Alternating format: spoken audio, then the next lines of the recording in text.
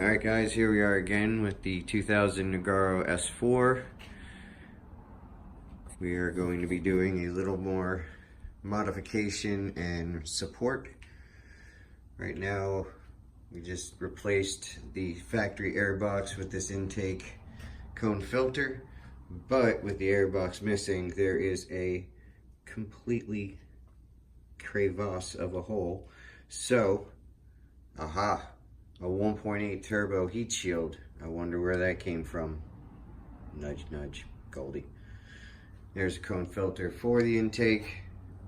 Yes, the meth is unplugged. That's because we're working on the car, so we had to move the cable. Alright, so let's move over here to our next endeavor, which is structurally reinforcing a fiberglass RS4 replica bumper. If you look at it, it is very flimsy, and that does not work in cold weather and in snow. So we have a couple options. We were going to think about brackets and triangulation, but we have some nice, looks like ABS plastic, PVC plastic, that we're going to shape to the curvature of the lower lip of the bumper to tie it together.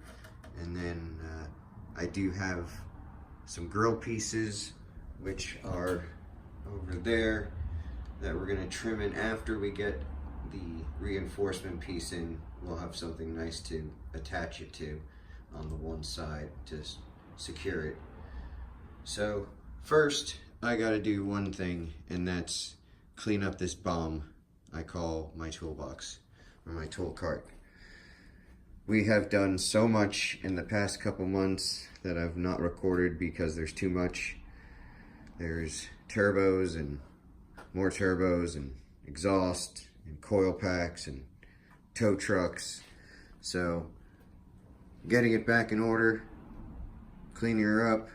So I'll get back on once I get a little further into the repair / reinforcement job. All right, thank you for now. Keep watching.